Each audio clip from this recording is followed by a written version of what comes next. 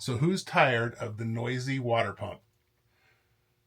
Early in the morning when you're trying to get dressed or get your teeth brushed before your partner gets up, or in the middle of the night when you have to go to the bathroom, you get this wonderful noise.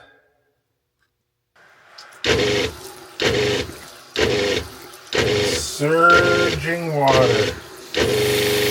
Not as bad if you're full speed, but that surging noise. Oh my God, what's all this noise?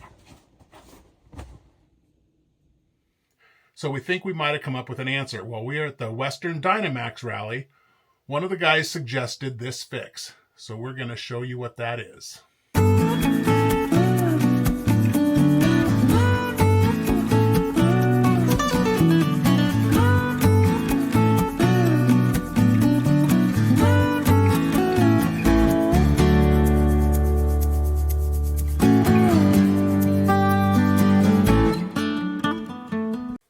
So what we have here is the IRVWPC,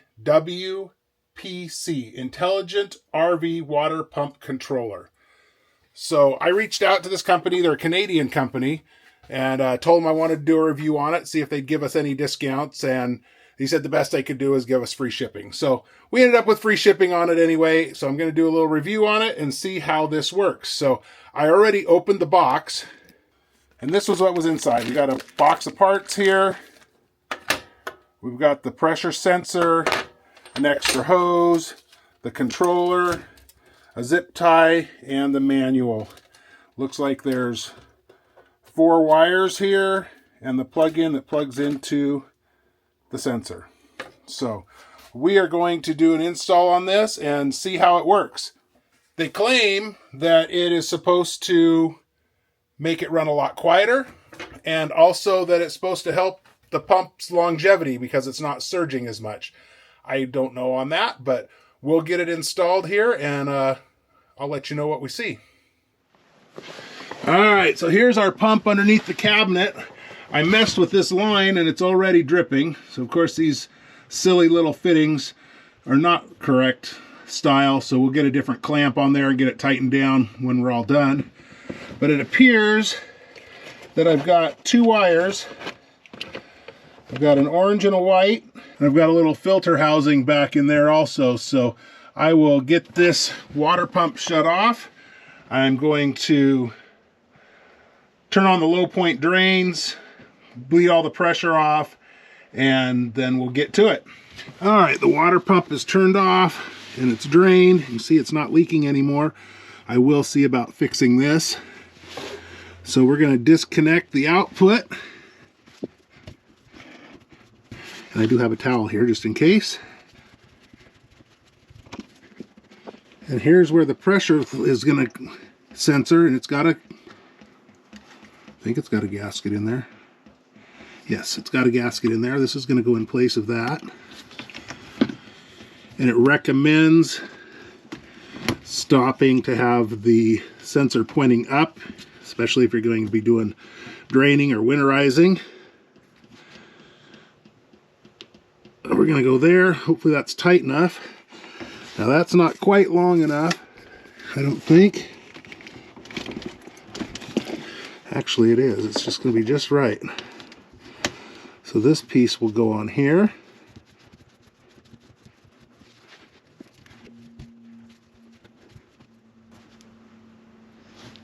Okay, and now we're going to wire the other one in line here. All right, well it came with 4 of these Wago connectors. So there's a wire that plugs in here to the sensor. It actually recommends not plugging that in until we get the system pre-pressurized. And then it has 4 wires here. So what we're going to do is we're going to disconnect the black and the red wire. These ones go to the pump. And we're going to put the yellow wire with the orange wire. This is the power coming from our switch. And then the white is the ground.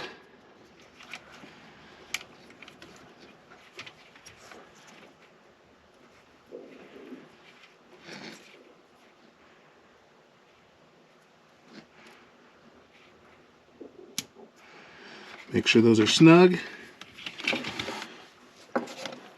And we'll do the black to the black with one of the new connectors.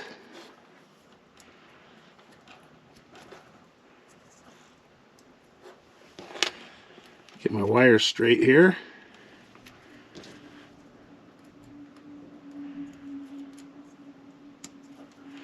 Make sure the insulation's not inside there.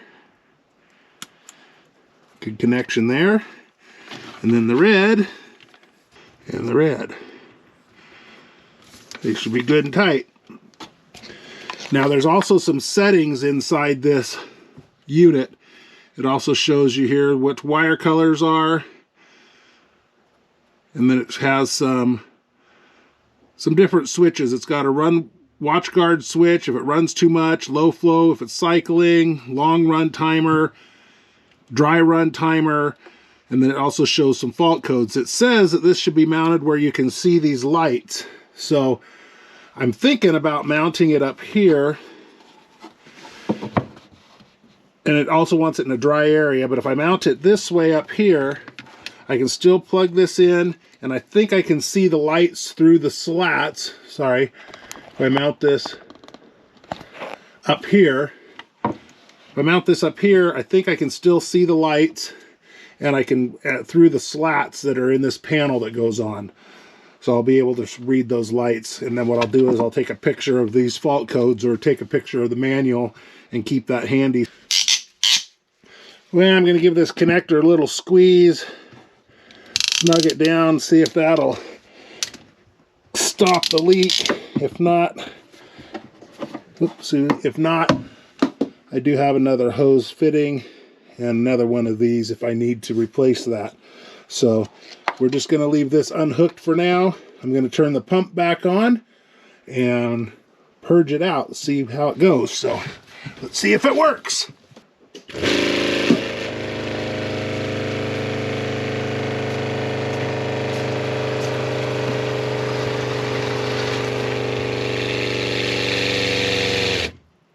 All right, I don't see it leaking, so hopefully snugging that up fixed that. So I do have some fault code lights right now just because the sensor's not plugged in. The red light's flashing. 1, 2, 3. So it's flashing 3, and 3 says that there's a sensor fault, which there is because it's not plugged in. So I'm going to shut the power back off, then I'll plug this in. I'm going to shut the pump back off, then I'll plug this in, and then we'll see how that goes. So now we'll get this plugged in, pumps off. You see the power lights are off on here. That's plugged in, everything should be working, and I will turn the pump back on. All right, the pump is back on. I have a green light flashing, and it says run indicator, green LED, slow blink off, solid, okay, run variable, fast blink, run max. So I'm going to turn the water on, and we'll see what happens.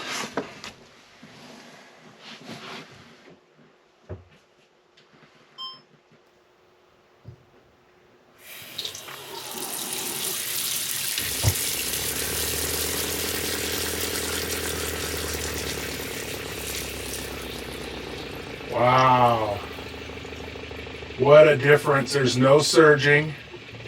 It's nice and smooth, all the way down to just a trickle. I can hear it, but just barely.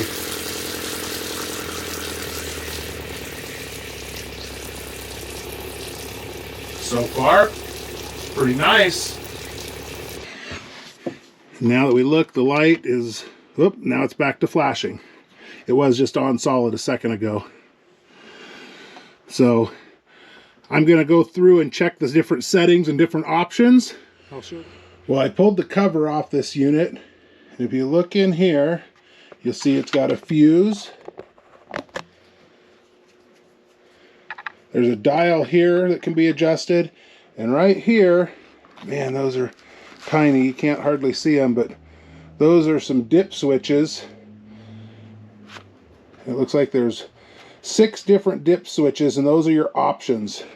And then in the manual, it'll tell you what your different options are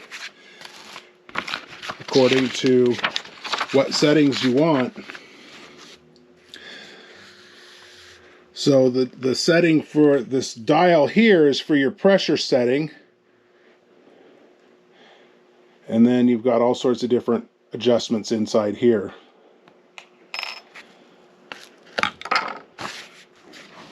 I'm going to try to set this thing up into programming mode.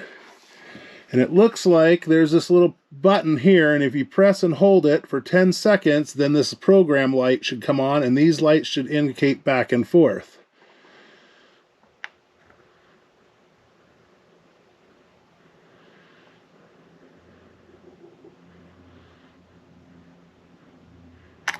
Okay, now those are alternating back and forth. I don't know if that can be seen in there or not. Probably not because of the LEDs. But there's 2 lights, one that says run, one that says pressure, and they're alternating back and forth. There's also a light down here on the bottom that turned red when I pushed the button that says program.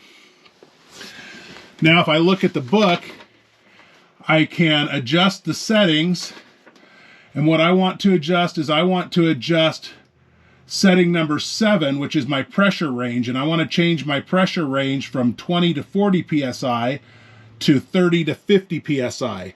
So right now it's set at default at a 1, which is 20 to 40 psi. My pump says it puts out 55 psi, so I think I want to jump up and try to get to that 50 psi number. So it says that I need to move the dip switches on, off. So that is actually, I believe, what they are. I'm cheating, and I'm going to use my little phone here to zoom in. And I've got 1, 2, 3, 4, 5, 6, 3 on, 4 on, 5 on, and 6 off. So I'm going to turn 3, 4, 5, and 3, 4, and 5 on.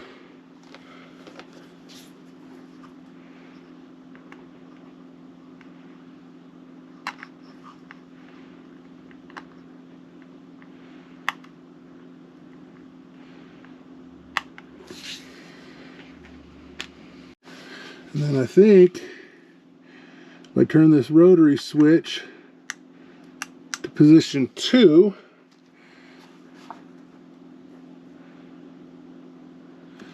then I hit the program button.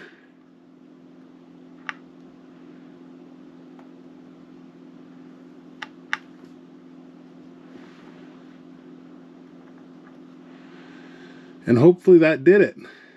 Now I'm going to put these switches all back to the way they were. I'm going to turn this back to where I had it at number 9. Back to number 9. I'm going to go turn the power off and back on and make sure everything still works. Alright, I'm going to try turning the water on and see what happens.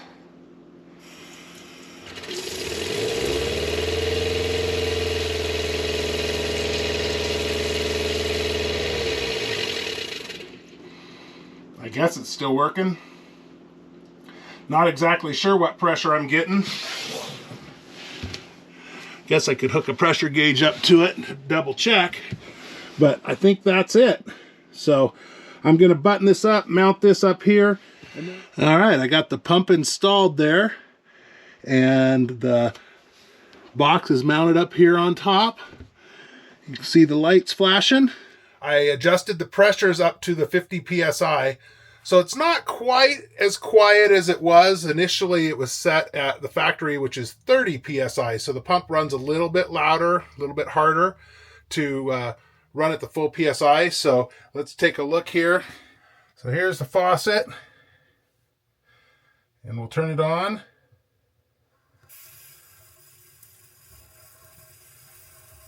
pretty quiet at a trickle. Speeds up there. Still a lot quieter. But at full bore, it runs still, I think, a little quieter and smoother than normal, because I don't think it's getting to the full 55 psi the pump's capable of. I think it's at 50. But that's okay.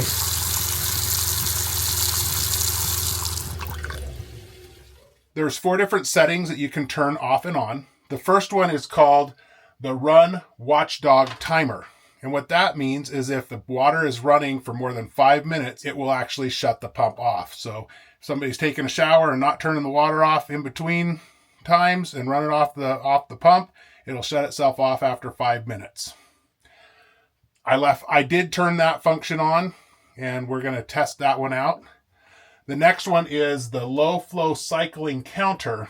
And from my understanding, if you have a small leak or something like that, it will notify you of a small leak. I'm not quite sure. I'm going to research that one a little bit more, but I did leave that one turned on.